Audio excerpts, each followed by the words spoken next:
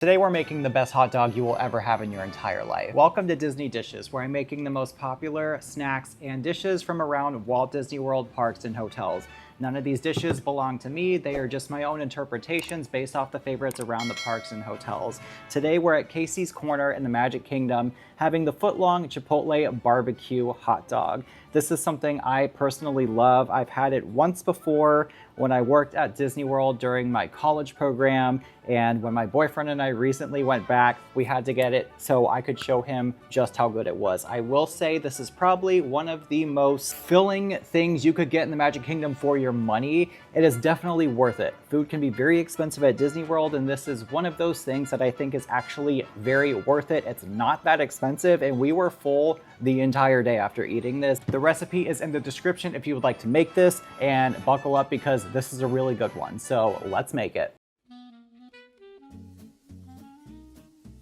With the pulled pork, I have a Boston butt. It's about 3 pounds, and it really is the best cut for good pulled pork. So we're gonna make a spice rub. It's salt, garlic and onion powder, paprika, some cayenne, and some chili powder as well. You wanna mix that together in a large container because we're going to roll the Boston butt all over that seasoning. You wanna make sure you pat it dry first so this all really adheres, and really fully coat this in all of that gorgeous seasoning. It's gonna really help flavor it. So after it's nicely rolled, we've got a Dutch oven, just over a medium-low heat. We don't want to burn the spices, so we're just going to sear this off for a few minutes on each side until nicely brown, and then we're going to start adding in our cooking liquids. So for that, we have a 12-ounce can of lager, any lager that you prefer, and then we're also going to be adding in some brown sugar for a little bit of sweetness, Worcestershire sauce, apple cider vinegar, which helps flavor but also helps tenderize the pork as well. We've got some mustard going in there, and then all the remaining seasonings from that container, we're going to toss those in. After that's brought to a gentle simmer, we're going to cover it and bake at 300 degrees for between 3 to 4 hours.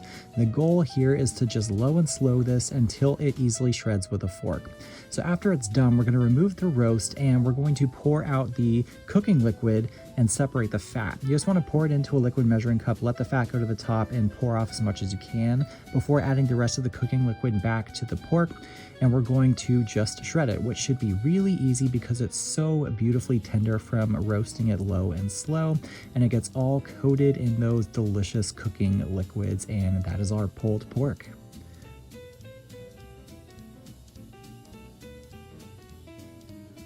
Now, of course, we need a good barbecue sauce, which really isn't even hard to make at all. It's a can of tomato sauce. We're adding in Worcestershire sauce and apple cider vinegar, 1 chipotle pepper and adobo, which is canned, brown sugar, a squirt of Dijon, and then we got a bunch of seasonings going in there as well. You just want to mix this, but because there's a whole chili in there, we're going to use an immersion blender just so this is really nice and smooth. And then we're just going to bring this to a simmer on the stove and let it simmer for about 20 minutes, and the flavors will really concentrate. It'll get nice and thick, and you have a gorgeous barbecue sauce.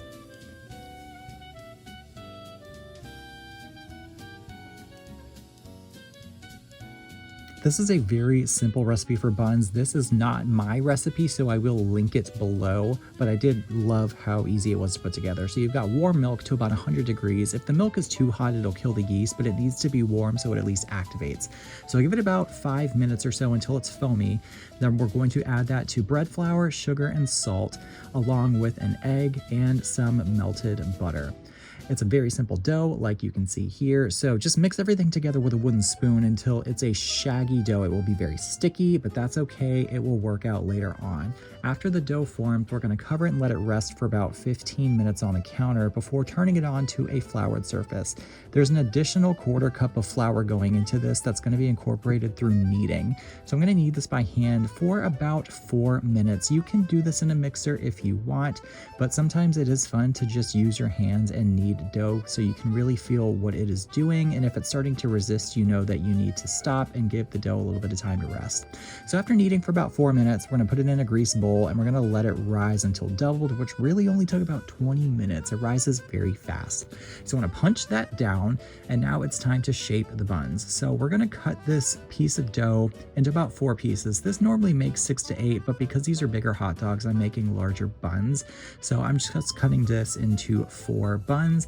rolling them into about 8-inch logs, and then shaping them into our hot dog bun shape. These are going to go on a sheet lined with parchment, and we're going to go ahead and brush these with egg wash.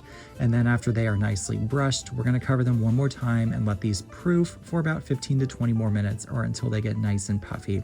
Then they go into the oven until gorgeous golden brown and baked through, and we have delicious homemade hot dog buns.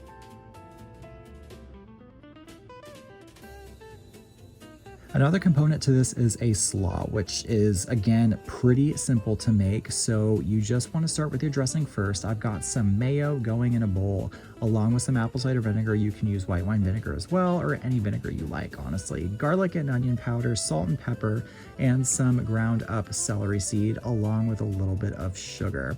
Of course, taste this and make it to your liking. Everybody has their preferences for slaw, but after your dressing is made, just toss it with your shredded cabbage. This is actually broccoli slaw. It's what we had in the fridge, so it's what I'm using, and it turned out great. But you want to give it about an hour in the fridge.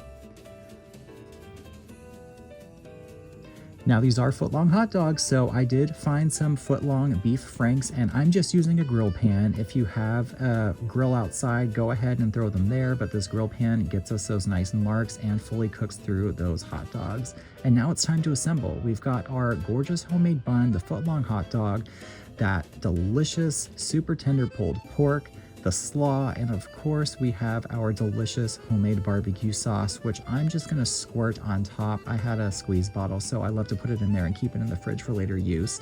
But that is your footlong Chipotle barbecue hot dog. It is ridiculous, but it is so good.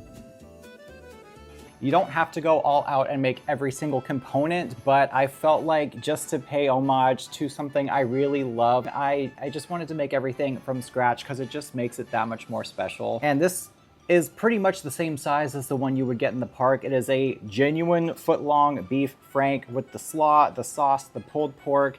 I will say the buns, I think mine are a little bit better than the ones in the park because they were small and pretty much fell apart and got really soggy. That's the only thing I would knock them on. I feel like these are gonna be just a little bit better. And there's really no graceful way to approach this, and that's just one of the fun things about it. Staring at a long wiener.